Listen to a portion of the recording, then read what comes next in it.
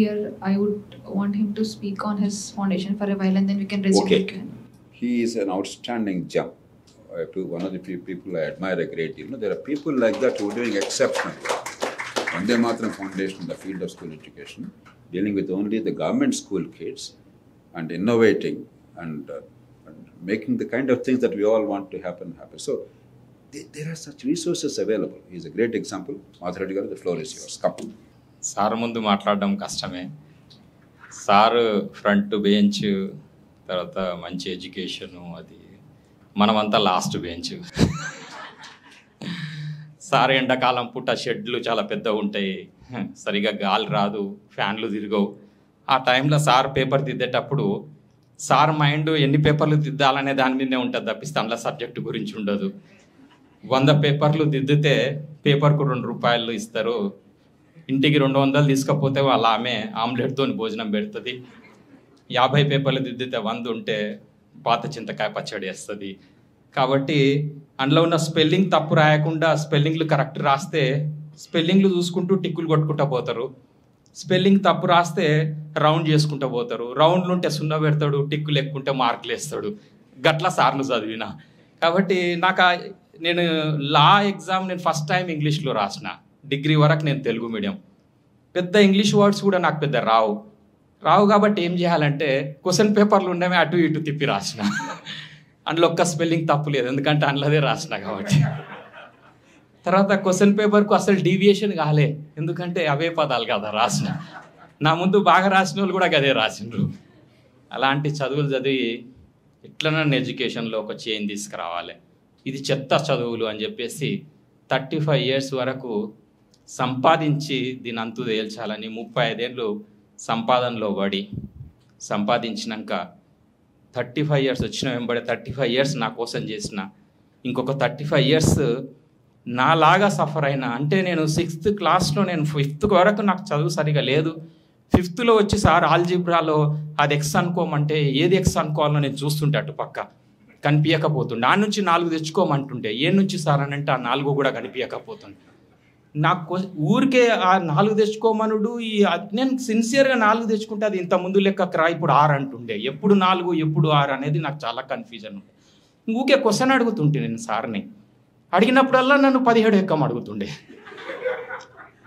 నా అడిగిన క్వశ్చన్కి ఆన్సర్ చెప్పలేక 17 ఈ లెక్కల సార్లు భయపెట్టించుడులో నెంబర్ 1. ఎందుకంటే వాడు భయపెట్టియకపోతే ప్రతి ఒక్కడు క్వశ్చన్ అడిగితే 45 నిమిషాల క్లాస్ ముందలుకోదు కాబట్టి 17 ఎక్కం అడుగుతుండే. నేను ఒక రోజు నైట్ అవుట్ మొత్తం చేసి 17 ఎక్కం మొత్తం నేర్చుకొని వచ్చిన, బట్టి పట్టుకొని వచ్చి 17 ఎక్కమని స్టార్ట్ చేసిన ఉల్టా చెప్పమన్నాడు. ఆయన పర్పస్ అర్థమైంది నాకు.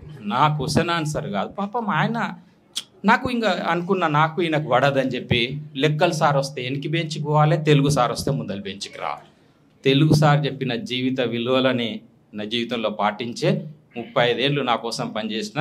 ఈ 35 ఏళ్ళు సమాజం నాకు చాలా ఇచ్చిందని చెప్పి 35 ఏళ్ళ నుంచి రిటైర్మెంట్, బిజినెస్ ఎర్నింగ్ నుంచి రిటైర్మెంట్ తీసుకొని ఈ సమాజానికి మళ్ళీ తిరిగి 35 ఏళ్ళు సమాజానికి ఇవ్వాలని చెప్పేసి ఫుల్ టైం నేను సోషల్ వర్క్గా వందే మాతరం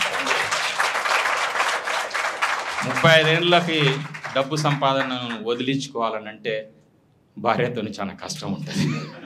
అందరు మస్తు సంపాదిస్తుంటే వీడేంది అప్పుడే వదులుకుంటున్నాడు. కానీ భార్యని ఎట్లా కన్విన్స్ చేయాలనో మా తెలుగు సార్ నాకు చాలా నేర్పించారు.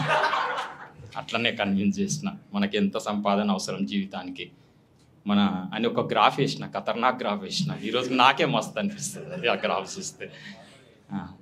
అది 5 ఏళ్ళకి ఇదేం పెరుగుతుంది, అదేం పెరుగుతుంది, పాప పెళ్ళికి ఎంత అవసరం, పెళ్ళికి ముందే కొద్దిగా అంత ప్రిపరేషన్ మస్తుండే నాది. పెళ్ళికి ముందే ఎలాంటి ఆవిడని చేసుకుంటే ఏం నడుస్తుంది, ఇదంతా మా సార్ తెలుగు సార్ చెప్పిండు. లెక్కల సార్ లెక్కలు వేసిన చేసుకున్న పెళ్ళిళ్ళన్నీ లెక్కలలోనే కలిసిపోయినాయి. కానీ రియల్ ఎడ్యుకేషన్ అంటే నేను తెలుగు సార్తో నేర్చుకున్నా.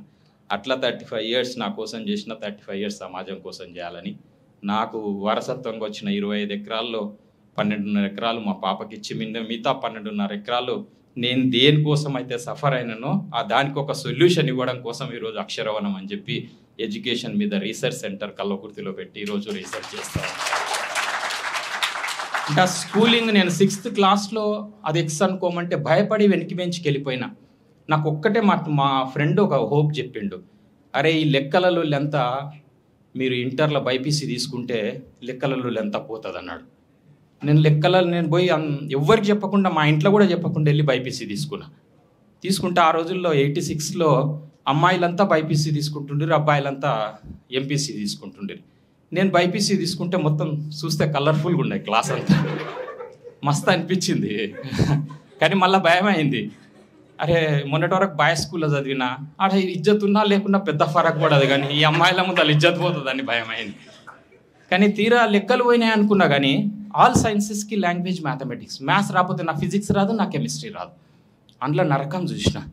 అటు నుంచి డిగ్రీకి పోతే ఫిజిక్స్ పోయింది, BSc BZC, botany zoology and chemistry. మళ్ళీ కెమిస్ట్రీలో లెక్కలు రాకపోతే అది లెక్కలు లేని లొల్లి ఏడు ఉంటుంది అంటే ఉస్మానియా యూనివర్సిటీలో ఎల్ఎల్బి ఉంటుంది అని చెప్పి నేను ఉస్మానియాలో ఎల్ఎల్బి చేశాను.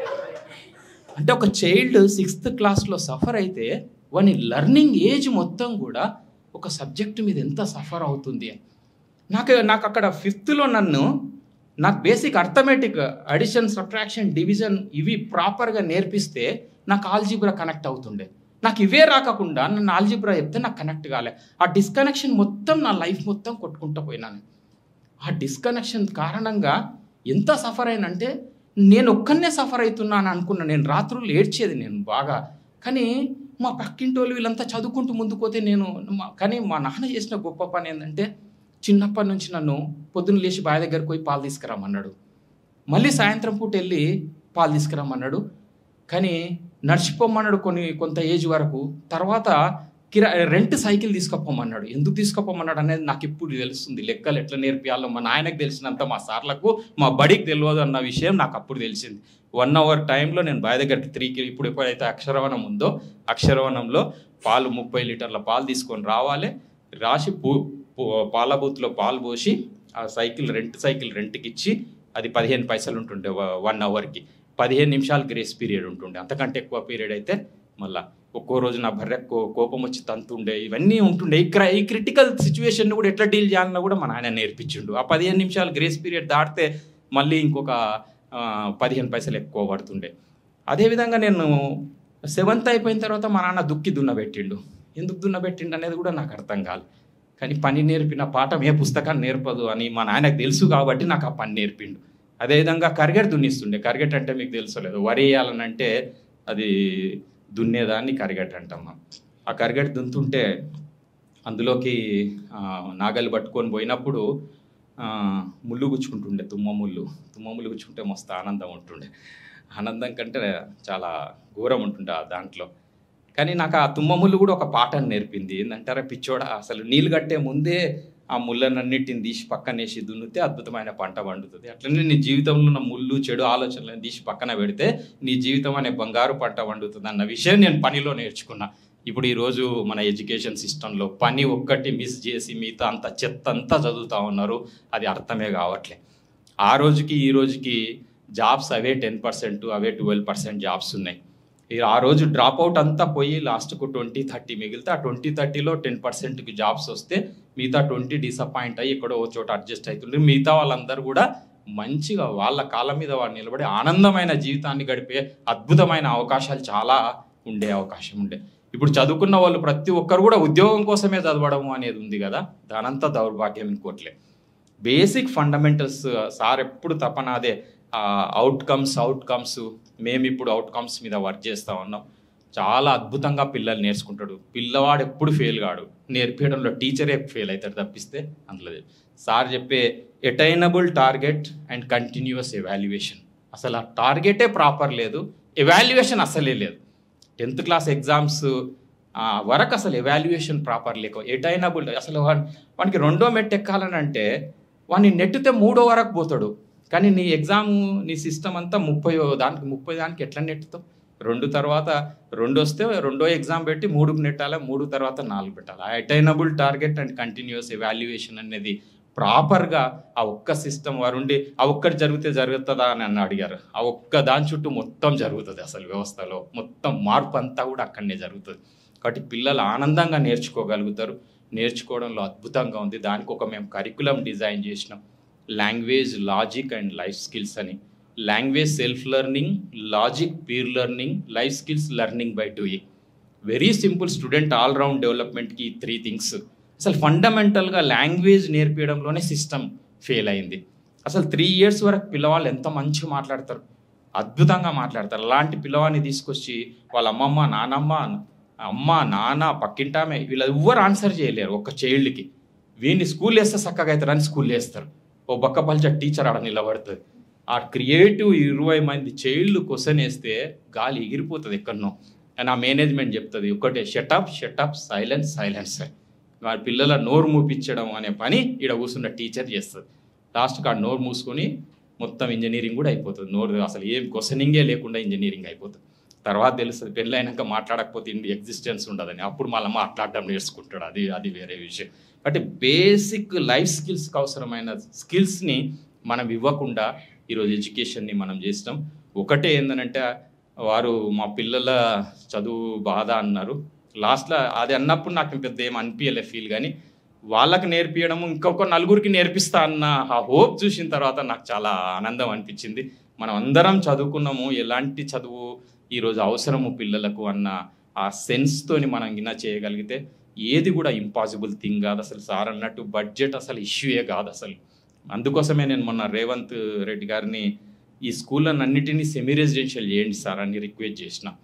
ఎందుకనంటే ఆ మార్నింగ్ టైం 2 hours ఉంటే నాలాంటి వానికి బేసిక్ అర్థమెటిక్ నేర్పించడానికి అవకాశం ఉంటుంది. తర్వాత ఇంకొక బ్రేక్ఫాస్ట్ ఇస్తే కొంత పౌష్టికాహారము. ఈరోజు పిల్లలు కొంత పనిలోకి వెళ్ళడము వేరే కారణం లేక కాదు, దాని ఇంపార్టెన్స్ తెలియక. కాబట్టి అది ఏదో కొద్దిగా అడ్రస్ చేసినట్లుంటుంది. దానికంటే బిఫోర్ స్కూల్ ఒక 2 hours మిగులుతుంది, మళ్ళీ స్నాక్స్ ఇస్తే 2 hours వస్తుంది. మధ్యలో జరిగే డ్రామా మొత్తం కూడా తారే జమీన్ పర్ సినిమాలో చుక్కలు కనిపిస్తున్నాయి కదా పిల్లలకి. ఆ చుక్కలు కనిపించే పిల్లలు ఈరోజు 15 crores చిల్డ్రన్ ఈరోజు చుక్కలు కనిపిస్తున్నాయి. 15 కోట్ల మంది నాలాంటి వాళ్ళే 15 కోట్ల మంది. నాకు ఎట్లా ఎగ్జామ్ రాయాలనో, నాకు ఎట్లా పాస్ కావాలనే దాని మీదే కసరత్ చేస్తుంటే లాస్ట్కి నేను ఇంటర్మీడియట్ 2nd year జువాలజీ ఎగ్జామ్లో సారు అలాంటి ఎగ్జాంపుల్స్ వాళ్ళ బ్రదర్ ఎగ్జాంపుల్ అన్నాడు కాబట్టి నేను చెప్తాను.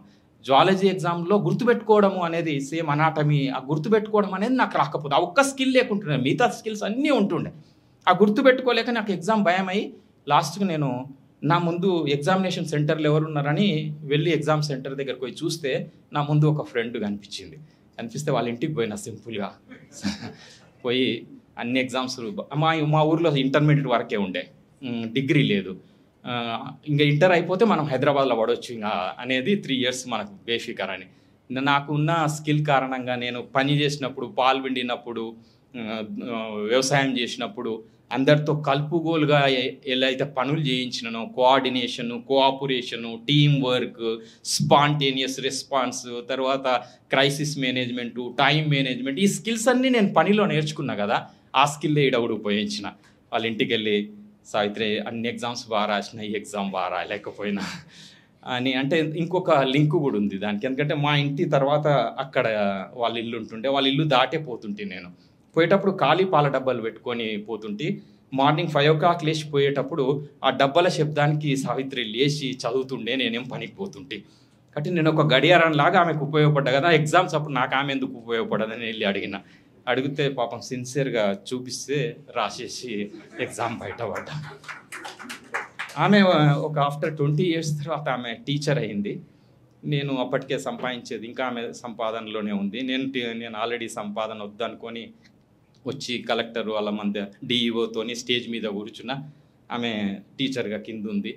నేను ఈ స్టోరీ అంతా చెప్తే ఆ మాధవ్ ఇప్పుడు అవసరమా అంటే, ఎందుకు నీ రుణం, నేను జస్ట్ డబ్బాల శబ్దానికే నువ్వు నన్ను చూపిస్తే మళ్ళీ నీ రుణం ఎందుకు తీర్చుకోవాలని చెప్పేసి అన్న.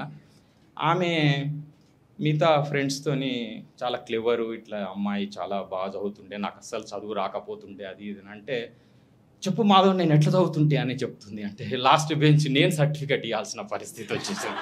ఆమెకు ఒక్క బట్టి మార్కులు తెచ్చుకోవడం తప్పిస్తే మిగతా ఏవి కూడా లైఫ్లో తెలియవు. ఇప్పుడున్న ఎడ్యుకేషన్లో ఓన్లీ మార్కులు. ఈరోజు మార్కులు, ఆ సర్టిఫికెట్. ఈరోజు సర్టిఫికెట్ చూస్తే ఆ చెత్తబుట్ట కూడా వైట్ పేపర్ అన్నాయండి కానీ ఆ సర్టిఫికెట్ వేయకండి అని చెప్తాం. అలాంటి వరస్ట్ ఎడ్యుకేషన్ ఈరోజు ఉండి తెలిసి కూడా మనని మనం మోసం చేసుకుంటూ చదువుకున్న మీలాంటి వాళ్ళు కూడా కొద్దిగా ఆలోచించి, ఇదొక మూమెంట్. స్వాతంత్రం కోసం తెల్లవాళ్ళు ఉన్నారు, పరిపాలిస్తున్నారు, మంచిగా ఉన్నారు, రైల్వే లైన్లు వేసిండ్రని కాంప్రమైజ్ అయిన సమాజం 95%.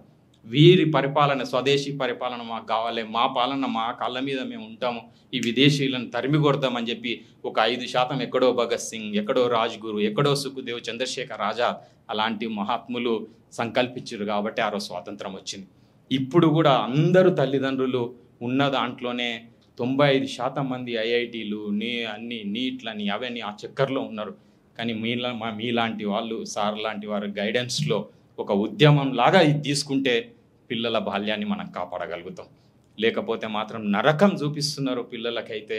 చాలా నేను మొన్న వెళ్ళి ఒక స్కూల్లో, నల్గొండలో ఒక స్కూల్లో వెళ్ళి, అరే నాకు ఇట్లా మ్యాథ్స్ సార్ ఇట్లా చెప్తుంటే ఏం అర్థం కాకపోతుండే, కానీ నేను నా ఆటలో నేను నెంబర్ 1, నేను hockey player, state hockey player, నేను ఎన్ఎస్ఎస్లో పార్టిసిపెంట్ని, నేను ఎన్సీసీలో C సర్టిఫికేటు, నాకు మిగతా అన్నిట్లలో యాక్టివిటీ గుర్తుపెట్టుకోవడం అని ఒక చెత్త నాకు రాకపోతుండే.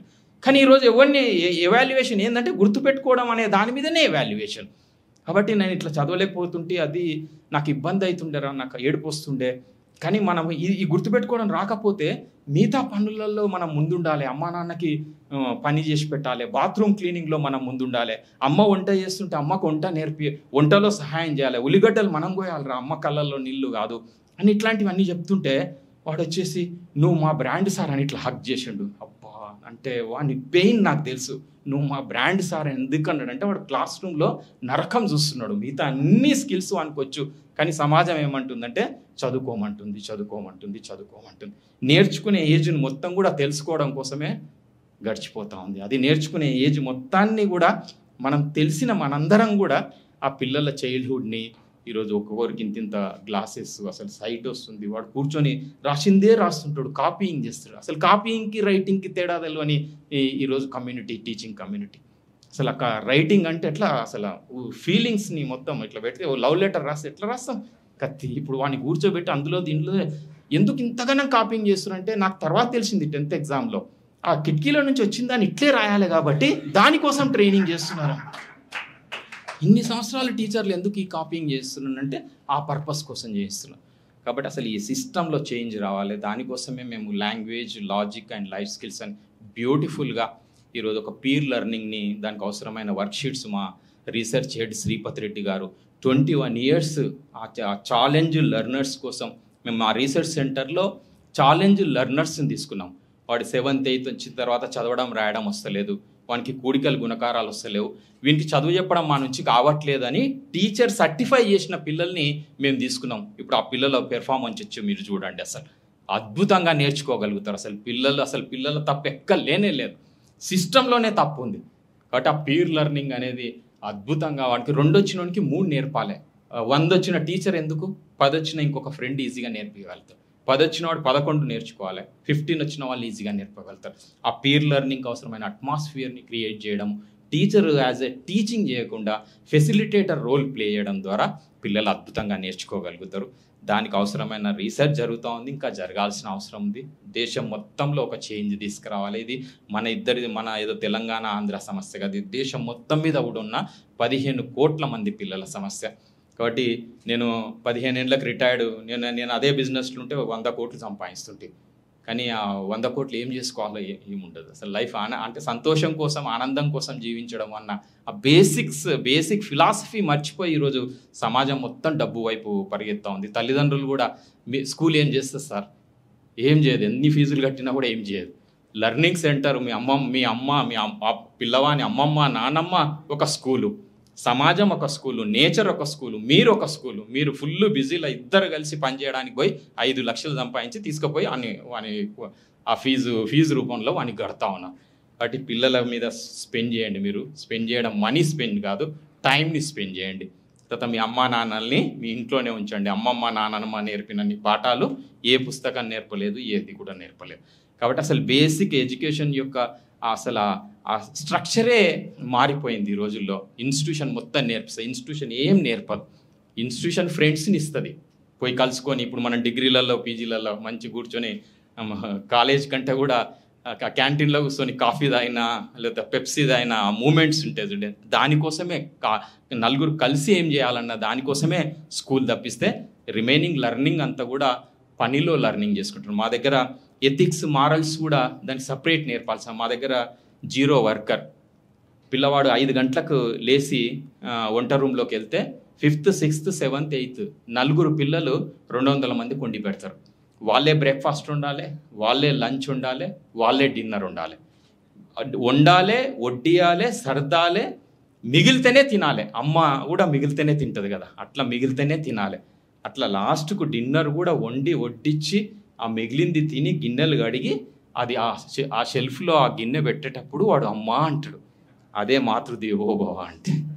అమ్మ ఉదయం నుంచి సాయంత్రం వరకు ఏం చేసిందో పిల్లవాంతం చేస్తే అమ్మ మీద గౌరవం పెరుగుతుంది, అన్నం మీద గౌరవం పెరుగుతుంది. తెల్లారి నాకు ఆకలి అయితే లేదు అని ఇట్లా ఉంటుంది చూడు, ఏది పెట్టినా కూడా అంటే నిన్నటి నడుము ఉంటుంది కదా, గుర్తొస్తుంది కదా, హాయిగా తింటాడు. అట్లనే రైతుని జై జవాన్ జై కిసాన్ అని మనం ఎన్నిసార్లు చెప్పించినా రైతు యొక్క తెలియదు. మా దగ్గర 5th క్లాస్ పిల్లల యాటిట్యూడ్ అనేది ఎట్ ద ఏజ్ ఆఫ్ 10 ఇయర్స్లోనే ఉంటుంది.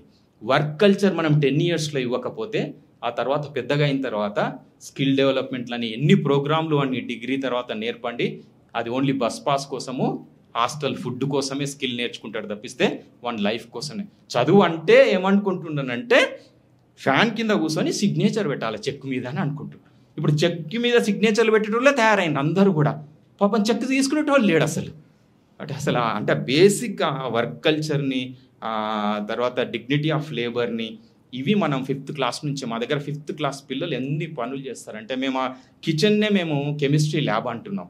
ఎందుకంటే ఎన్ని కలర్లు మారుతాయి, ఎంత స్మెల్ మారుతుంది. మీరు ల్యాబ్లలో ఒక సంవత్సరానికి ఒకసారి ఇట్లా అని వా అన్న రోజు కెమిస్ట్రీ ల్యాబే మా దగ్గర. అదేవిధంగా మా దగ్గర ఫ్యాబ్రికేషన్ వర్క్ చేస్తారు.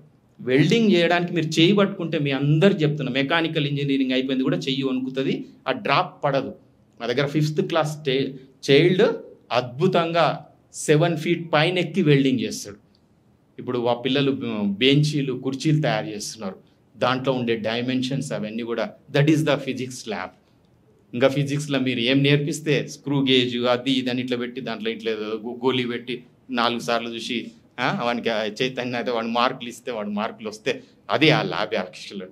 అంటే 5th, 6th క్లాస్లో ఫిజిక్స్ ల్యాబ్ అంటే అది. తర్వాత మా పిల్లలు 40 ఆవులు ఉన్నాయి, 0 వర్కర్. దేశంలో బీహార్ లేబర్, ఒరిస్సా లేబర్ లేకుండా 40 ఆవులతో నడుస్తున్న ఏకైక గోశాల అక్షరవనం. కేవలం పిల్లలే రన్ చేస్తూ ఉన్నారు. ఉదయం పేడ దిశ నుంచి మొదలు పెడితే రాత్రి పాలు విండే వరకు. ఆ పాలు విండుతుంటే, ఈగలు గరుస్తుంటే పాలు కింద పడతాయా, ఈగను కొట్టాలన్నా, ఇది రాజమౌళి కాదు, అంత ఈజీగా ఏం వదలదు. అయినా కూడా దాని మీదనే ఫోకస్ చేయాలి. కింద పడితే ఏమవుతుంది, పాలు కింద పోతుంది, తొడపాశం వస్తుంది. కాబట్టి జీవితంలో బ్యాలెన్స్ కూడా ఎట్లుండాలన్న విషయం వాడు పాలు విండేటప్పుడు నేర్చుకుంటాడు. వానుకున్న క్లారిటీ డిగ్రీలు, సర్టిఫికెట్లు ఉన్న వాళ్ళకి ఉండదు. కాబట్టి దాన్ని మేము జువాలజీ ల్యాబ్ అంటున్నాము ఆ గోశాలని. తర్వాత మా దగ్గర 1 lakh ప్లాంటేషన్ ఉంది. 500 వెరైటీస్ని 1 lakh చేసిండ్రు. మదర్ ప్లాంట్ తీసుకొని దాన్ని స్లోగా గ్రో చేసేసి, ఇక అందులో అసలు సాయిల్ ఎట్లుండాలి, అసలు అందులో ఫర్టిలిటీ ఏంటుంటుంది, నీడకేమవుతుంది, ఎండకేమవుతుంది, మొక్క నీళ్ళు ఎక్కువ పోస్తే ఏమవుతుంది, తక్కువ పోస్తే ఏమవుతుంది, ఎన్ని థింగ్స్ నేచర్తో నేర్చుకుంటాడు. దాన్ని మేము బాటనీ ల్యాబ్ అంటున్నాం. కాబట్టి అసలు వర్క్కి టెక్నాలజీ మన ఆలోచన యాడ్ అయితే దాన్ని స్కేల్ కావడానికి, ప్రొడక్షన్ ఎక్కువ రావడానికి ఉపయోగపడుతుంది. కానీ అసలు వర్క్నే ఎడ్యుకేషన్ నుంచి డిలీట్ చేసిన రోజే మన చదువులన్నీ కూడా చండాలంగా తయారైపోయింది. కాబట్టి వర్క్ అనేది చాలా ఇంపార్టెంట్. మనమందరం కూడా అది చెప్పాలి. అంటే చదువుకునే వాళ్ళకి ఎందుకోసం చదువుతున్నావు అన్న ఆ పర్పస్ ఆఫ్ ఎడ్యుకేషన్ అనేది మనం ఒక క్లారిటీ. సార్ చదువుకోకుండా ఆ ఎగ్జాంపుల్ చెప్తుంటే సార్ నాకు అంతకంటే ఎక్కువ ఆనందం అనిపించింది వాళ్ళ అన్న. ఎందుకంటే ఆ టీసీఎస్లో వాళ్ళ మిస్సెస్ గైడ్ చేస్తుంటాడు, నేను బ్యాక్ బెంచర్ని ఫ్రంట్ బెంచర్కి చెప్పు మాధవ్ నా గురించి అన్న చూడు. అది బ్యూటీ.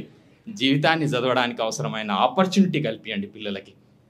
ఇవన్నీ లెక్కలు, ఫిజిక్స్ ఇవి కాదు, దాంతోపాటు చాలా ఆటోమేటిక్గా మిగతా అన్నీ కూడా వస్తాయి.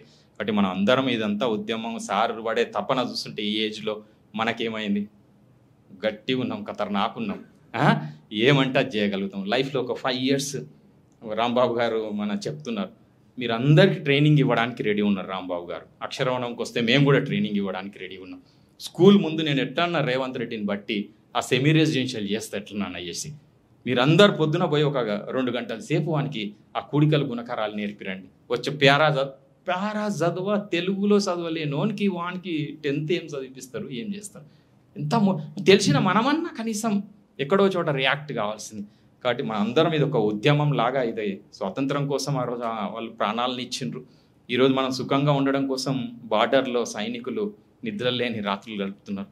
మనం ఒక రెస్పాన్సిబుల్ సిటిజన్గా ఇంత మేజర్ ఒక క్రైసిస్ని మనం తెలిసిన వాళ్ళం అడ్రస్ చేయకపోతే నిజంగా మన జీవితంలో ఒక పాపం చేయగలిగి ఉండి ఈరోజు నేను రిటైర్డ్ అయిన రోజు 3 పూటలు 3 తరాల వరకు నాకు ఇబ్బంది లేదు. లగ్జరీకి మీనింగ్ లేదు. నాకు బంజారా హిల్స్లో ఇల్లు బునాది తీసి రాళ్ళు కొట్టేసరికి 20 కోట్ల ఖర్చు అవుతుంది. అట్లాంటి చెత్త ప్లేస్లో నేను ఎందుకు ఇల్లు కట్టుకుంటా? ప్లేయిన్ ఉన్న చోటనే ఇల్లు కట్టుకుంటా కదా. కాబట్టి పైసలు ఉంటే అట్లా ఖర్చు పెడుతున్నారు. కానీ మినిమం 3 పూటలు 3 తరాల వరకు ఇబ్బంది ఉన్న వాళ్ళు ఎవ్వరు లేరు. ఇక్కడ కూర్చున్న వాళ్ళు వెరీ పర్టికులర్గా ఇట్లాంటి వాళ్ళు చాలామంది ఉన్నారు. మనం అందరం అనుకుంటే ఖచ్చితంగా మనం ఈ ఎడ్యుకేషన్ సిస్టమ్ తర్వాత సొసైటీలో ఏ ప్రాబ్లం అన్నా తీసుకోండి, దానికి రూట్ కాజ్ స్కూలింగే. స్కూల్లో అసలు నోని యాక్సెప్ట్ చేయడాన్ని నేర్పిస్తాం మేము అక్షరవనంలో. ఈరోజు నోని యాక్సెప్ట్ చేయకపోతే ఇమ్మీడియట్గా తల్లిగారింటికి ఫోన్ అవుతుంది ఏదన్నా నో అంటే. అసలు ఏంటి అసలు ఈరోజు డైవర్స్కి, క్వాలిటీ లేకుండా ప్రోడక్ట్స్కి, అన్నింటికి రీజన్ ఏంటంటే స్కూల్ ఎడ్యుకేషన్. కాబట్టి ఆ స్కూల్లోనే అందుకోసం 5th నుంచి మాకు ఎన్ఈపిలో వొకేషనల్ అని అంటే ఎంత ఆనందం అనిపించింది అని అంటే అందరు చైల్డ్ లేబర్ అంటారు. అసలు కష్టపడడానికి నేర్చుకోవడానికి డిఫరెన్స్ తెలియదు సమాజానికి. నేర్చుకుంటున్నారు ఆ పిల్లలు.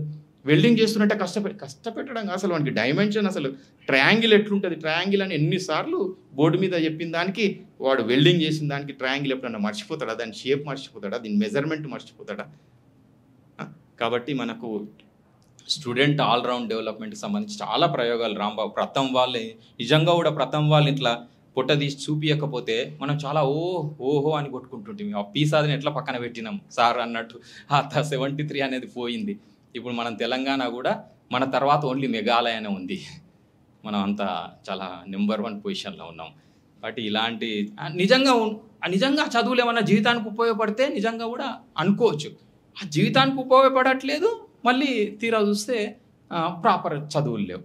కాబట్టి వీటి మీద మీలాంటి చదువుకున్న వాళ్ళు చెప్తే ఊర్లో ఉన్న యూత్ వీళ్ళందరూ కూడా వింటారు. ఖచ్చితంగా మన అందరం కలిసి సారు చేపట్టిన ఈ విద్యా ఉద్యమంలో మనం అందరము భాగస్వాములు అవుతాం. నాలాంటి బ్యాక్ బెంచరే అంతో ఇంతో చేస్తున్నప్పుడు మీలాంటి ఫ్రంట్ బెంచర్స్ ఇంకా అద్భుతాలు చేయగలుగుతారు. కాబట్టి మనందరం కలిసి ఇది చేయాలి. మీరందరూ కూడా అక్షరవనంకి ఒకసారి రండి. మీరందరూ కూడా ప్రాక్టికల్గా సార్ కూడా 2-3 సార్లు చూసిండు కాబట్టి సారు మా గురించి చెప్తా ఉన్నారు. మీరందరూ రండి. పిల్లలు లెర్నింగ్ ఏమిటి, అసలు టెక్స్చువల్ లెర్నింగ్ ఏంది, కోటెక్స్చువల్ లెర్నింగ్ ఏంది అండ్ కాంటెక్స్చువల్ లెర్నింగ్ ఏంటి. కాంటెక్స్చువల్ లెర్నింగ్ అమ్మమ్మ నాయనమ్మ దగ్గర జరుగుతుంది.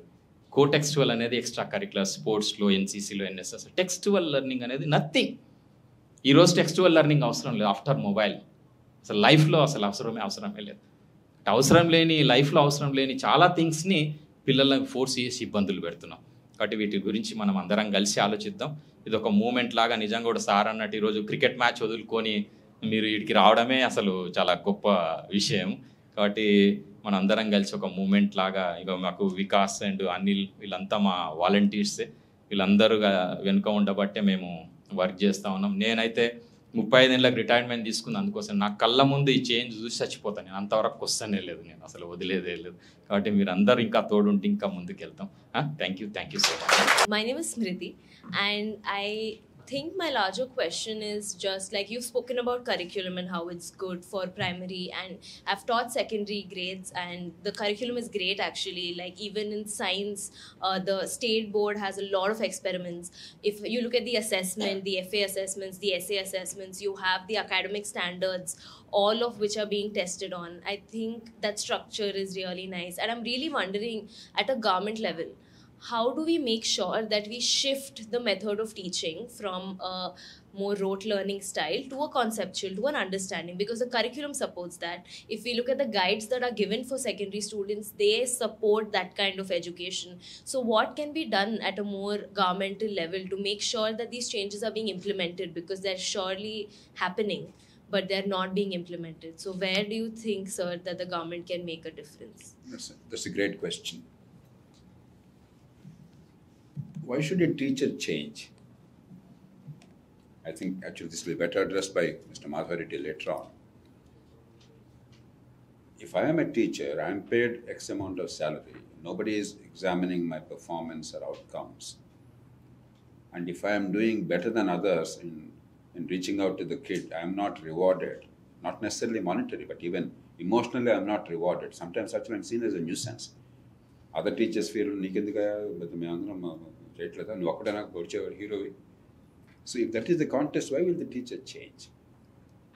We are only focusing on how to give greater skills to the teacher to change the methodology. But what is the motivation? What is the incentive? So unless that is addressed, and unless you reward that kind of an approach by the teacher, emotionally, by virtue of recognition, and unless there is somebody monitoring, Ram Babu from Pratham told us, educational administrators are not educational administrators, they are teachers, trade union administrators. There is actually proper monitoring and a pat on the back when the right thing is done. Rest will automatically follow, because I'm sure there are many of you here who can tell me a lot more than I know as to how to change the teaching methodology, what is the best way to bring everybody to the same level. There are many methods. So we don't have to repeat that here. But why will that happen in the public sector unless the incentive is altered for the teacher? So a sensible inspection and monitoring, not to punish, but to actually recognize what is being done and cover the deficits, if any, and give them the psychological satisfaction, a slap on the back, a pat on the back. And two, once they also know the outcomes are measured differently, therefore the methodology has to change to meet those outcomes. You can't teach conceptual understanding by simply sitting in the classroom and that blackboard and chalk and talk, I think Ram Babu mentioned. That simply will not work. So if that changes, this automatically will change, because you will be measuring the teacher by the outcome. You can say easily, I'll have more teacher training programs, all that you do. But so far the experience is they did not work adequately unless you fundamentally alter the nature of the educational outcomes. I am always the big picture guy. I don't think that an administrator sitting there and holding a cane in the hand and then having all kinds of computer system, digital technology, when are you coming, when are you going, all that will improve things. You have to alter the incentives. The most important word in economics and perhaps in administration is incentives. The second most important expression is trade-offs. You understand these two, you change behavior, you change outcomes. Hello, sir. My name is Navya. So the question is, every time when the budget is released, there's always a demand about 6% of GDP to be dedicated to education. But the government is failing to do that. So what is your take on this? Do you think, Navya, what is the logic of the 6%? Who came up with this number, and why 6%, why not 6.1%? I mean, every time I see that there should be an increase till 6% so that it can satisfy all the people and increase the education value. Let me tell you something very unconventional. Almost no other Indian says this. We are already overspending on public education. If more money is available and spent, I have no quarrel. But spending more money is not guaranteeing better outcomes. Since 2005, when Pratham started these surveys, our expenditure has gone up by trillions of rupees annually. Two, we are spending 4.3% of the GDP on education, school education mostly, when only about 50% of the kids are actually going to public schools, a totality. So if you go by that, you're actually spending 8.6%. Or 8% relative to the population going to public schools. If 40%, 50% kids are going to private schools spending out of pocket, why do you want public money to spend as if 100% kids are going to public schools? A simple arithmetic will tell you that is not the problem. 3, we are spending already 90,000 rupees per child in Andhra Pradesh, maybe 100,000 rupees now. Telangana about 85,000 rupees. We just take the annual expenditure on school education and number of kids going to government schools. Even with inflated enrollment. Some of them are bogus enrollments. And I guarantee you, if you spend 70,000 rupees today per child per year, you can give first-rate education in this country. You may not give 5-star education. So more money is not the answer. I'm not saying no to more money. more money is not available. And it's being spent anyway, but that's not yielding any results. So it's barking up the wrong tree. Money is not the problem at all in education. It's a lie. I have to say emphatic because almost everybody is lying. I have to say it loudly. Unintended lie. Many people who say it are well-meaning. Because now we used to some shibboleths. Spend more money on education, social spending. Healthcare is underfunded. And what is spent is actually yielding results in healthcare. So healthcare we need to spend a lot more and also more wisely. Education is overfunded relative to outcomes. Money is not the issue. How do you spend it more wisely is the challenge. I hope you get it. No, this dastardly thing, 6%, 8%, if only you give more money, things will improve. It's a lie. It's not true at all. I'm not opposed to more expenditure. But evidence shows expenditure is not generating out. If give outcomes, then society will demand them. If indeed outcomes are improved, public education is yielding dividends, why do you want to spend 2-3 lakh rupees for your child in private school? You will demand as a taxpayer. Is the taxpayer demanding now? No. Taxpayer is saying, give me money, I'll take care of the child. Actually, most Indians want vouchers. They may not understand the word voucher. The big debate in America, in India, there is no debate. The poorest parents are sending their children to private schools, paying fee. What does it mean? If you give money, they will happily send their children to private schools. So more money by the government is not the solution. Okay? Hello, sir. My name is Shravan, and my question was initially similar to the gentleman over there. Even I got a kid of 3 years old, and even I'm ready to join my kid over there. If it's not too inquisitive or too private, how much are they demanding for a, let's say, LKG? Now I have actually joined her, sir, in a pre-primary school. It's a daycare, I can say. Now I'm paying somewhere around 65,000 per year. It's a small daycare, you know. Hardly she will be spending somewhere around 2.5 to 3 hours in a day. But if I join her in the first class, the school which is next to my house is somewhere around charging 1.5 lakh rupee. And I have to. I got no other option other than that. And it's not a very fancy school either. I can't say it as a fancy school, but it's decently good school. And what we see is the infrastructure. Other than that, we don't see anything else. You know, it got pretty good ground and pretty good building. So that is what we measure in terms. That's what it is. And we don't have any other option other than that. I can't. If I really want to send my child to a government school, it becomes patriotic, probably. You know, I don't have. I hear it. That's why when that is the expenditure out of pocket we are incurring, we are asking for more public money from the taxpayer for getting nothing out of it. So how to improve the outcomes is the challenge, not how to put more money into this bottomless hole. So my question is actually, I just want to share this experience rather than, you can consider it as a question, I think. For my parents, we are two, me and my younger brother.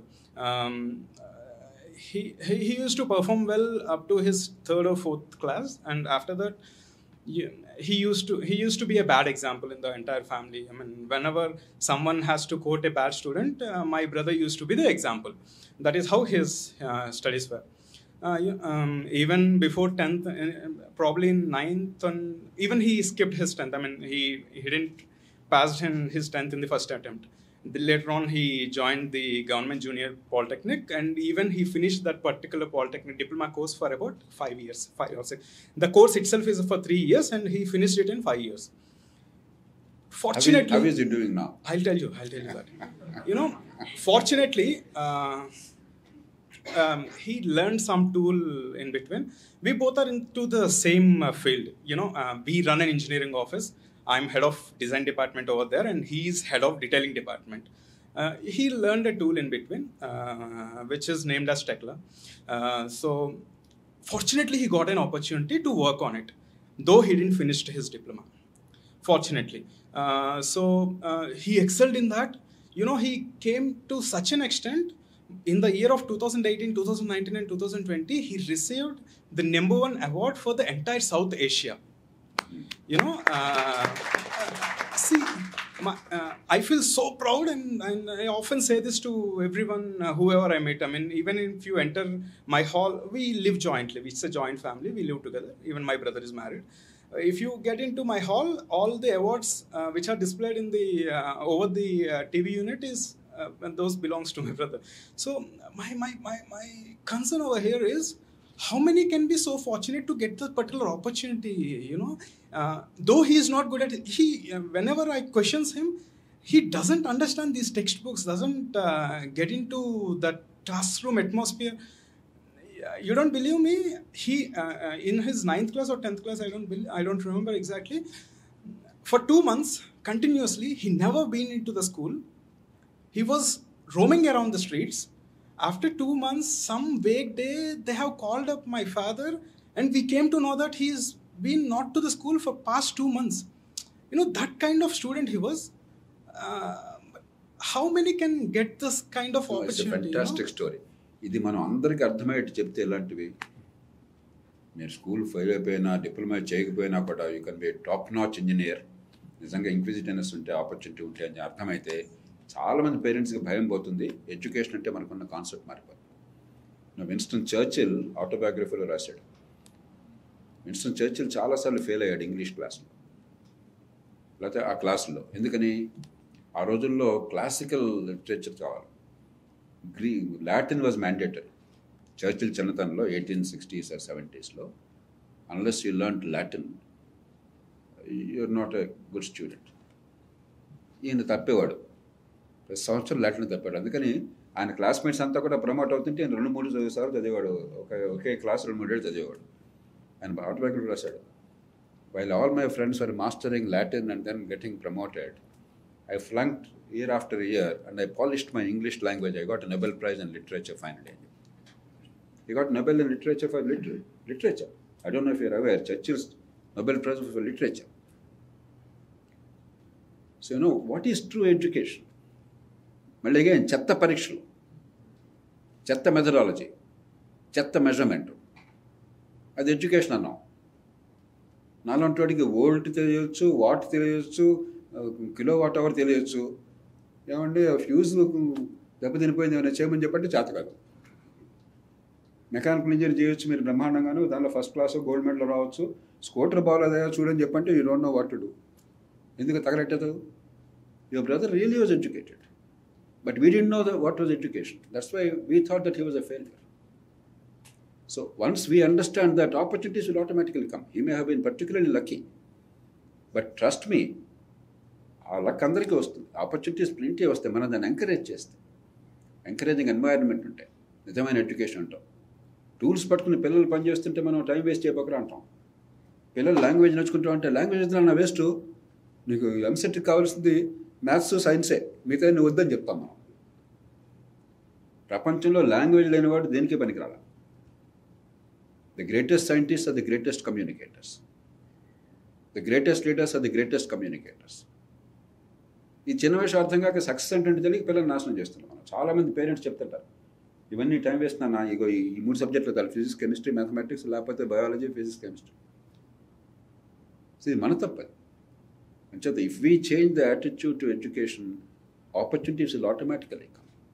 Because then we also recognize what is true education and reward it, appreciate it. Appreciation రాగానే ఆటోమేటిక్గా encouragement వచ్చేస్తుంది. అందుకని ఈ stories మీరు చెప్పారే, ఇది ఈ true heroes వీళ్ళు, ఇది బాగా ప్రచారం కావాలి, యాజ్ వైడ్లీ యాజ్ పాసిబుల్. ఇలాంటి వాళ్ళని చాలామంది కేసులు విన్నాను, మరి ఎక్కువ మందిని కాదు కానీ, but they are significant number. ఆ కేసులు తెలియాలి అందరికీ. నిజమైన ఎడ్యుకేషన్ ఏంటి, సమాజానికి పనికొచ్చే పని ఎవరు చేస్తున్నారు, నిజమైన స్కిల్ ఎవరికి వచ్చింది, who are creating true wealth, who are wasting their time.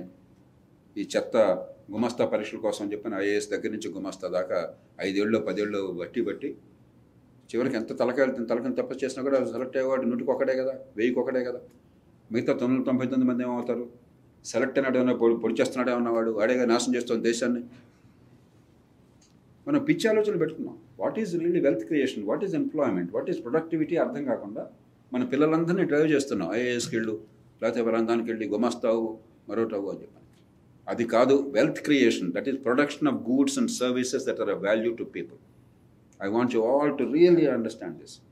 True wealth is production of goods and services that are of value to those around you. Adedana, from entertainment to literature to sports to engineering to anything, creation of goods and services that are of value to those around you. That is true wealth. Everything else is trash. If education can encourage you to create that wealth, then that is education. If it makes you a wastrel, a parasite on society, that is not education, that's a disaster.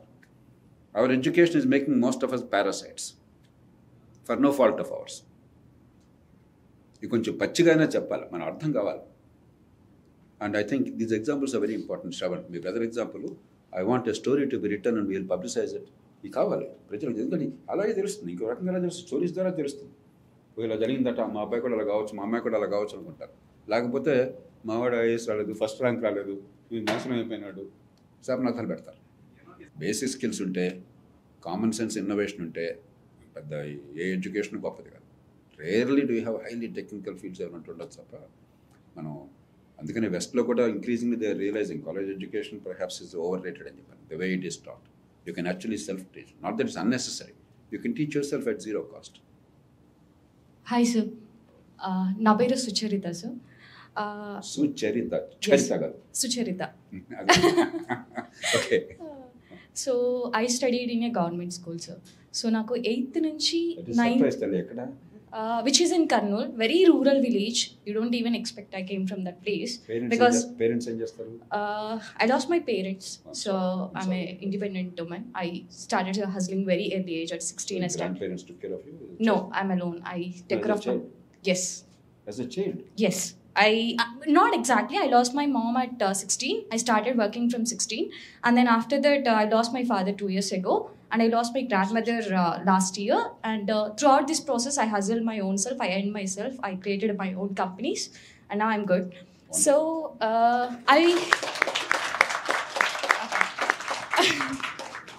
Okay. So, I said I have a very quick doubt. I closely work with education sector. And in India, 16 lakh schools are there as per the UDICE. And in that, 11 lakh schools are government schools. In that schools, I really had a doubt. I work with corporate. Even for the BPO and telecaller, we take interviews. When I was doing 18, when I crossed 18, I started applying for Vedanta as a tutor for the LKG and UKG. You know, so what Vedanta do?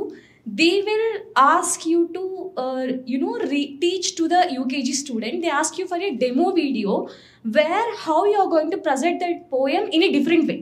How you are going to communicate with the grade. Their interview process, the first selection process is that. How different you are in the teaching method. If you pass that stage, you will become a tutor in Vedanta. Then I believe that instead of DSC that everybody is doing it, you can read 100 pages or you can prepare for 3 years and you can get it done. Why can't in our system, we can develop an interview process to the teachers while selecting them and then let them tell how differently they can teach to the kid. Because I liked 8th, 9th, I liked my physics a lot I honestly say that because of my physics teacher. Because he worked in a private school and he came and he told that how the outside of the world looks like, how big that you can dream. And then after 10th grade, I don't have any interest. There is a physics teacher, he come, he read everything and then he go off. And I always believe that every student capability sometimes depend on their internal thing, but it always on the teacher also. Go back to history. Gurukulas are famous for the teachers. That's why we still read about Vedavyasa. We still read about Parashuram. Your basic question is, can we improve the teacher recruitment? Yes. Can we improve actually the teacher? See whether they are capable of teaching. Yes. It's a very legitimate issue.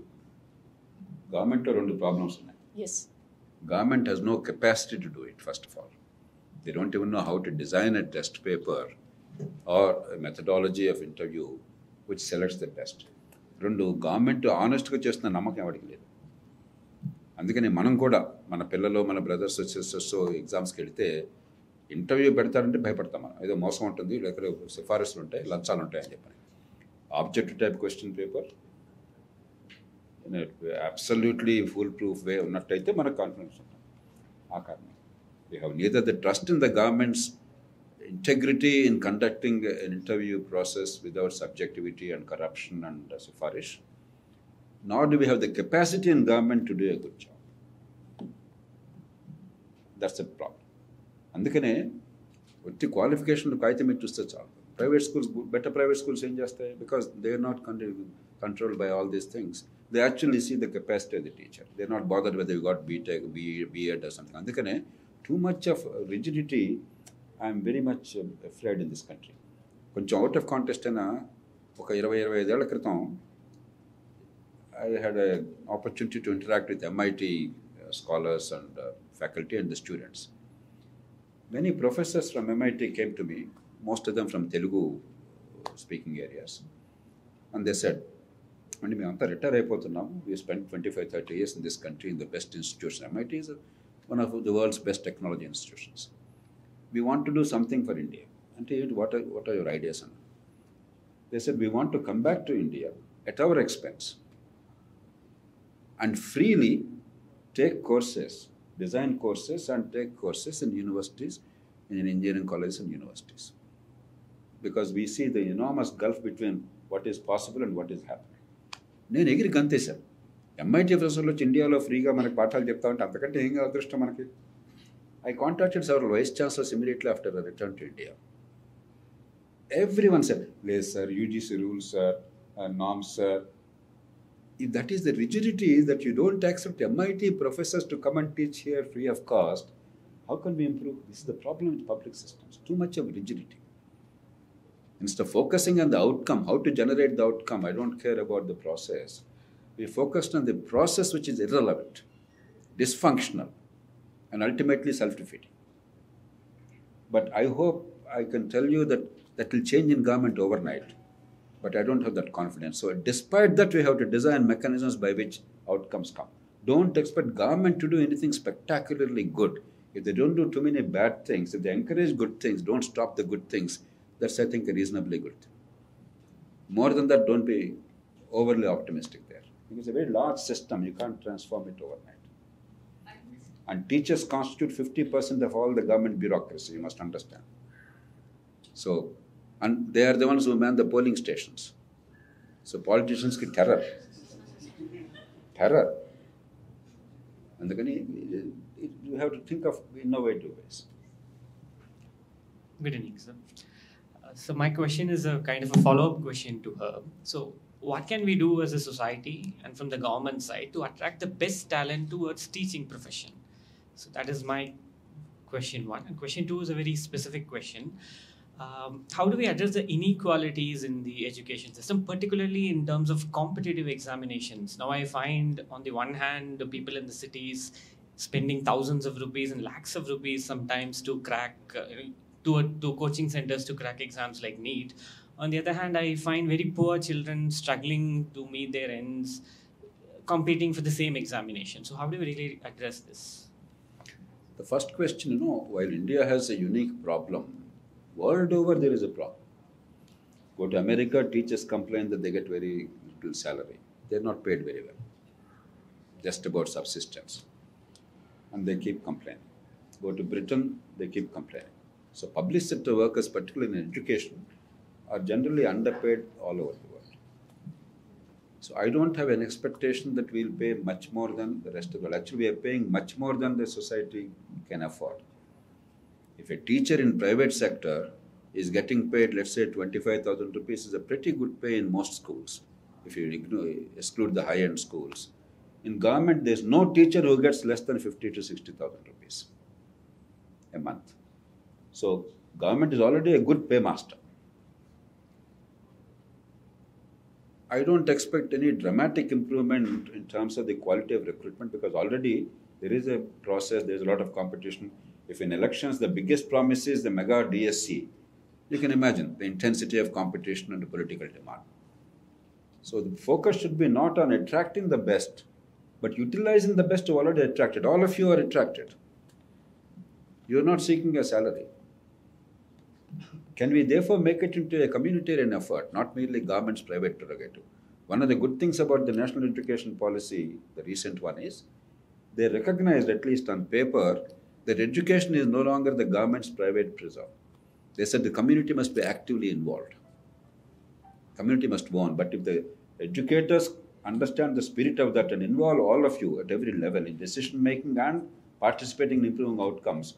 That is the way to bring in the best talent, because some of the most talented Indians today are working in the field of education. But they're not able to expand their reach because nobody in government is recognizing the value of that and utilizing it. That is the way. Instead of thinking of more salaries and attracting even more qualified teachers, etc., that's unlikely to happen.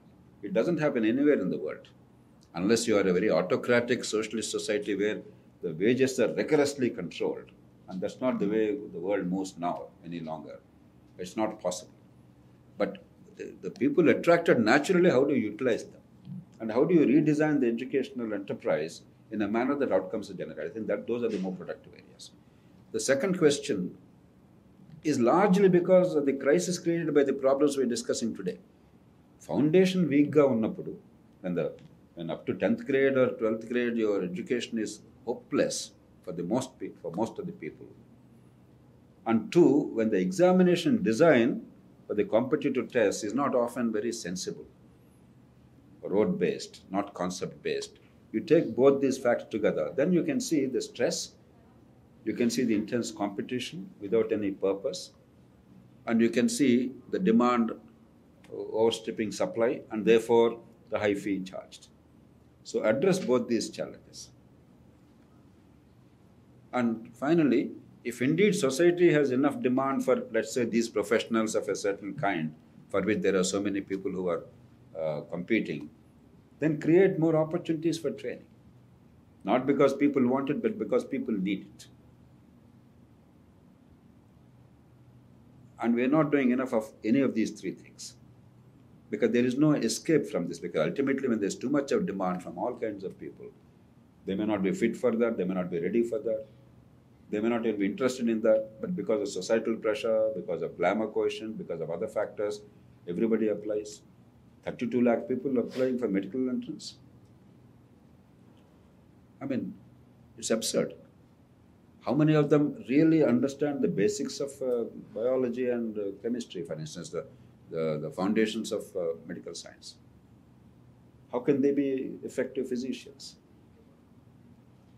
But then the aspiration is there, foundations are weak, and the examination, I hope they're improving the quality of examination, notwithstanding the leakage here and there. But that's a different issue. So we have to address all these. Yeah, good evening, Deputy Sir. My question is regarding employment opportunities. Like, in order to encourage our future generations who are going to graduate to aspire to become an entrepreneur rather than merely job seekers, why can't we adopt a model which was introduced by Delhi government, where they allocate some budget as little as 1,000 rupees.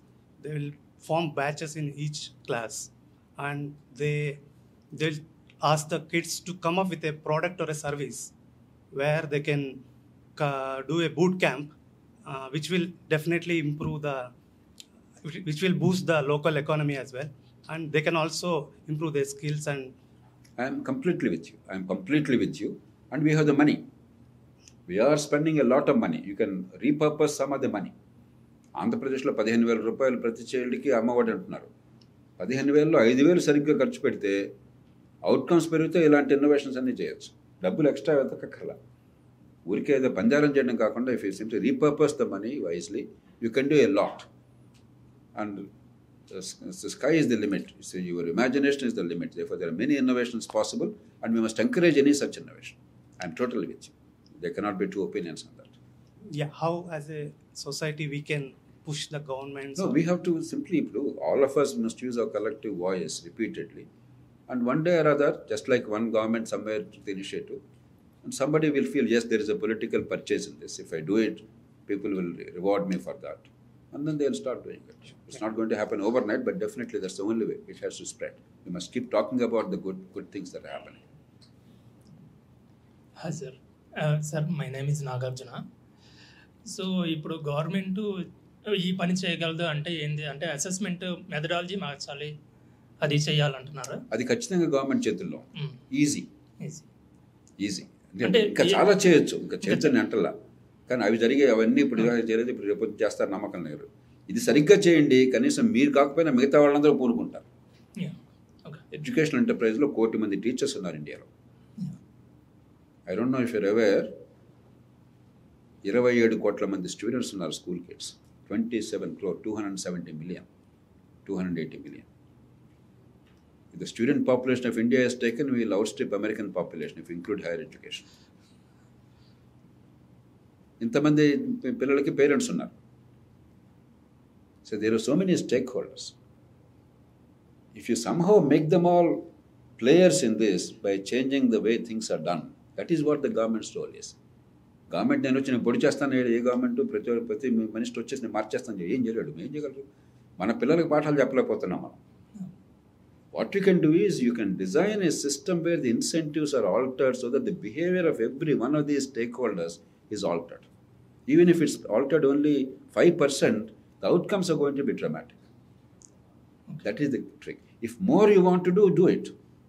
But you haven't done anything more. All that you have been saying for the past 50, 60 years, you haven't done anything. So don't tell me just because you repeat that, you will do it this time. I have no faith. But you can easily alter the incentives. The way of altering incentives is assessment as a tool. No, for the students, exams methodology అది మార్చాలని చెప్తున్నారు కదా. అంతే, అది మారిస్తే ఇప్పుడు ప్రతి వాడికి కావాల్సింది ఎగ్జామ్లో మార్కులు కదా మనకు కావాల్సింది. అది తప్పు కాదు కదా. That desire is not a bad one. If exams actually measure your ability to survive in society and navigate in a complex world, that is the skill that you want kids to get, right? Yes. So if you measure it, that's a good thing. Yes. Then everybody will fall in line. అంటే మనం ఎన్నో చెయ్యాలి, కానీ అవన్నీ చేయలేం కాబట్టి ఈ ఒక్కటైనా కనీసం ఈ ఒక్కదాని వల్ల ఒక్కటంటే ఇంత ఆగిపోదు. దీనివల్ల మిగతావన్నీ జరుగుతాయి. 1 by 1. See, if you find the strategic goal, many other things automatically fall into place. It's not that others are not necessary, they're all vital. But you cannot guarantee them. నువ్వు బాగా చేయని పాఠాలు చెప్తావు, ఉపన్యాసాలు ఇస్తావు, మనందరూ ఉపన్యాసాలు ఇస్తున్నాం. How do you make change happen? The challenge is, how do you make change happen? Change happens through change of behavior of all the players. Why will people change their behavior? ట్రాఫిక్లో వెళ్తున్నాం, నాకు red light ఉంటే మన పక్కన బ్రహ్మాండంగా వెళ్ళిపోతున్నాడు, వాడికి penalty లేదు, మనం వెయిట్ చేస్తుంటే గంటల పాటు వెయిట్ చేస్తున్నాము. Why will I change my behaviour as long as that continues? ఉపన్యాసాలు ఇస్తే బిహేవియర్ మారుతుందా? మారదు. బెత్తం పట్టు కొట్టాలి. కొట్టడం కాదు, ఇక్కడ 1000 రూపాయలు పెనాల్టీ వేయాలి. గవర్నమెంట్ లాగానే పెనాల్టీ వేవ్ చేస్తూ ఉంటుండే వాడు నువ్వు రెడ్ లైట్ జంప్ చేయకుండా ఉంటాడు. You alter the incentive. You don't give speeches. The job of governments is not to give speeches. The job of government is to design a system to alter incentives so that our behavior changes, therefore our outcomes change for the better. That is the key. If you do more things, I will be very happy. Do all the more things, but do this at least. Sir, మీరు health పరంగా ఇట్లా towards viable universal health care అని book రాశారు. అట్లానే education మీద కూడా ఏమన్నా publishing ఆలోచన ఉందా? We have enough literature in the form of publication rather than cheddam. I think it's a good idea. Yeah, thank you. Hello, this is Prem. I've worked in politics. We are building a startup called 24 Ballot, and I see as a people we are able to fulfill our civic needs, but we are not able to fully fulfill our civic responsibilities, which is a little bit higher on a pedestal. So we are not able to look at the civic responsibility because child, even if I have get your name. Prem, go on please. Even if I have a child or even someone else has a child, the children of this country are responsible of our collective. This is our civic responsibility. At this area we are not able to look at it. How can we as a people come up with a solution to fulfill our civic responsibility? What are our platforms that we can build to fulfill our civic responsibility? Great question. 3 quick responses, 3 approaches. Education is not merely about skills in mathematics and science. It's also about skills in surviving in the collective. See, what is civic responsibility? We give it too much of, some spiritual connotation and moral connotation. Nothing moral or spiritual, but it's a practical thing. That unless we follow a certain code of conduct, we will get hurt. If everybody follows the same path that I follow, then all of us will be hurt. So it is simply understanding the enlightened collective interest. There is no greater nobility in that. We talk too much about patriotism, nobility, and spiritualism. It is common sense that in the collective called society, the individual liberty and societal good, they must be reconciled.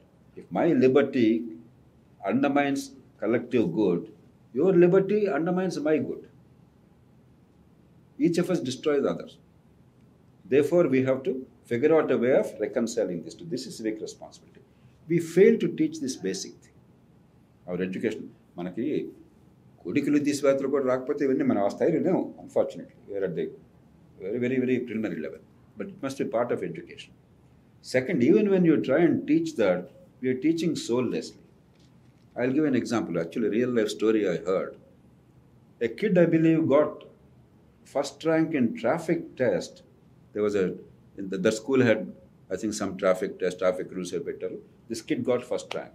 On his way home, he met with an accident because he did not follow traffic rules. The kid who got first rank in an examination in the school did not realize this about life. He thought it was an examination. It was made soulless. How to make it happen? This is not my story. I don't know if you all heard of Mullapudi Venkatramana, a great Telugu writer. Bapu and Venkatramana were a duo always. Venkatramana garu chepparu naaku. Long ago, NTR, after he came to power, he was far ahead of his times. Inka TV lenapudu, power lenapudu, he wanted audiovisual education so that this soulless education be replaced by some meaningful thing. He entrusted the task to Mullapudi and Ramana and Bapu. Queue enduku follow avali another story. One day the teacher comes, he brings a lot of toffees, dumps them on the table and say, you all take it. పిల్లలంతా key బేమన్నారు, ఒకరిని తన్నుకున్నాడు, కొట్టాడు, బలం ఉన్నాడు, లాక్కున్నాడు, బలం తినాడు, వెనకని పోయాడు, ఏడ్చాడు, కొన్ని పడిపోయినాయి. Next day teacher came and said, your 25 of you, there are 25 toffees. You are brave, you are a smart guy, you make sure that everybody gets one. They figured out why Q is important. So the way you communicate, one is having content as part of the curriculum in a meaningful way, not textbookish way. The second is the way you communicate that. The third, ultimately, civic responsibility is not about speeches alone. It's also about risk and reward. If I jump the red light, I'm not punished swiftly and surely. Then by your preaching, don't think that people will not jump the red light. They will. All three are necessary. In India, all three are deficient. The first time I went abroad, all of us were Indians. An Indian group went for a training program. We were in a small village. We all were crossing a road in a small village. There was no traffic, evening 5 o'clock, not a single car, vehicle in sight. Early dinner, we were going for a reception. Indians, all males, panikman vallu. We all scampered across the road. A Dutch lady who was escorting us, she stood on the pavement and said, gentlemen, please wait. Shame-faced ga school pillalaga మేము వెనక్కి వచ్చాం కొంచెం సిగ్గుపడుతూ. She pressed a button to get a walk sign. There was not a single vehicle in sight. The road was completely deserted. Waited for 1 full minute until it walk sign turned green. Then we walked. For the next 15 days, none of us violated a single traffic rule.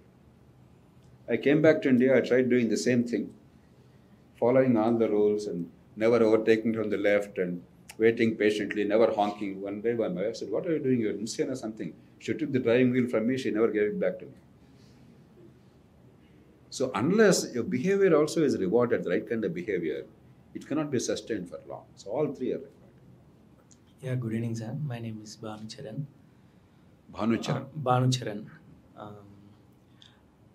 Actually, artificial intelligence will take over all the jobs and antunnaru kada. So Sadhguru, it's a great time for human beings because everybody has nothing to do. It's a great time for human beings antunnaru. So what your take on that? At the same time, he added a note on something that when an ant can able to make a living with the millionth brain of what human being has, we having such a neurological capacity, we can do much more things than ant can do, because everybody is in a thrive for to make a living. So what is your take on this? These are global problems. I don't have the answer. We all have some conjectures, some ideas. When our problem is much more elemental, I tend to concentrate all energy on things that can be easily addressed so that we can then address the higher order problems. Throughout history, whenever new technology came, people were scared. Time and again it's proved that technology makes your lives better, creates more employment, creates more wealth, and creates more welfare and more comfort. ఒకప్పుడు Luddites అనేవాడు, I don't know if you heard the word Luddites. Kevin Ludd అని చెప్పని వాడు బ్రిటన్లో ఈ machines వల్ల employment పోతుంది, వాడు మనం ఏఐలో ఎలా అవుతుంది అనుకుంటున్నాం అలాగనుకుని వాడు గ్రూప్ని చేర్చి మెషిన్స్ని బద్దలు కొట్టేవాడు. వాళ్ళని లుడ్డైట్స్ అంటారు. Mahatma Gandhi was a Luddite. ఆయన చాలా తెలివిగా Luddite. He utilize the best technology of his time for his purpose. News papers, train, telegram, ఈ మూడు వాడుకున్నాడు ఆయన. మిగతా వాటిలో is a Luddite. He didn't want any new technology because he believed that technology would take away jobs in Japan. And Gandhiji was wrong on that issue, on that limited issue. So I don't think there is any evidence historically that technology will undermine our lives. Yes, different kind of skills are required to adapt to it. But then the positive side is the quality of life goes up dramatically. And it's a new thing. Many people are saying 70% of the jobs that the youngsters today are going to do later in life, they have not yet been created. It may well be true. That means you have to adapt it. Indaka ani cheppare, learning is not about absorbing something from the books. It's about being able to adapt, and then depending on the way the situation evolves, you must be able to create wealth. If you educational process and skill promotion, they focus on that, I think we can easily adjust to that. It's a challenge, but it's an opportunity more than a challenge. That's my view. I'm sure some people think the world is going to collapse. నేను అనుకుంటాను ఒక పెద్ద మీటియార్ వచ్చి ప్రపంచాన్ని అంతా నాశనం చేసేదాకా ఏం ప్రాబ్లం లేదని చెప్పాను. సార్ నమస్తే sir, my name is Pavan Kalyan sir.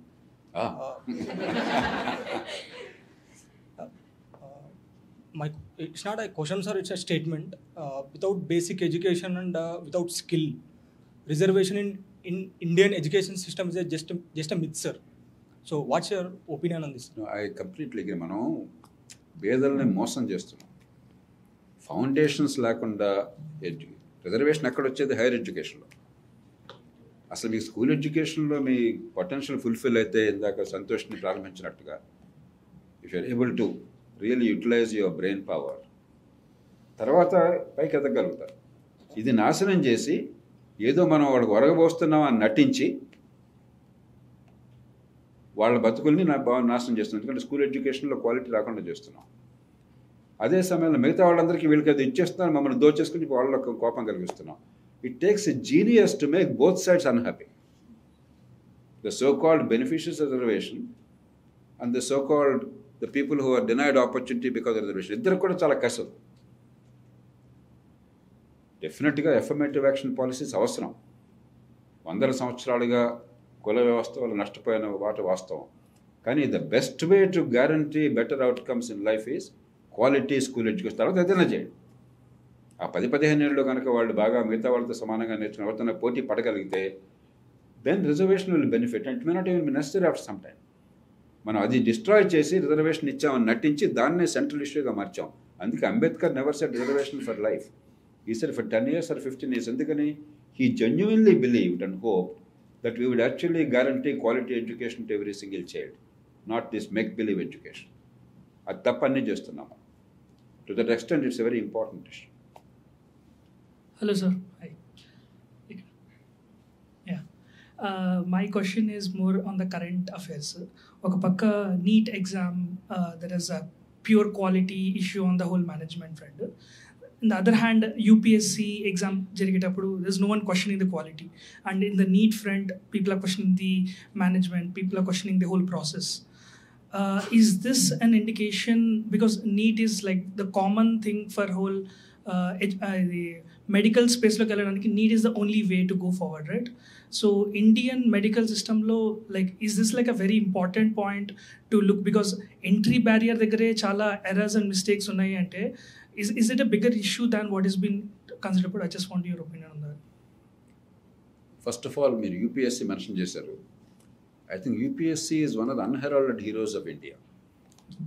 ఇంత పైరవీలో ఉన్న దేశంలో ఈ పదవుల కోసం అని చెప్పి ఇంత లంచాలు ఉండే అవకాశం ఉన్న దేశంలో by and large UPSC the premier civil services రిక్రూట్మెంట్లో పెద్దగా తప్పులు చేసిన దాఖలాలు లేవు.